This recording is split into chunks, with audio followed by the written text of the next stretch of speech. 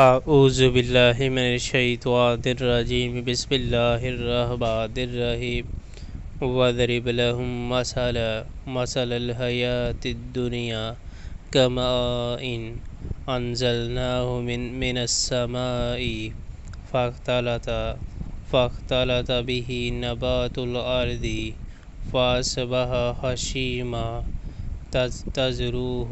تذروه الرياح وكان الله على كل شيء مقتدرا۔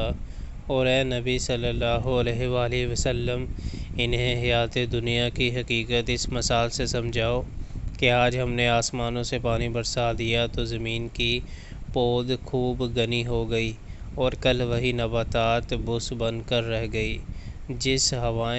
جسے ہوائیں اڑائے لیے پھرتی ہیں۔ اللہ ہر چیز پر قدرت رکھتا ہے۔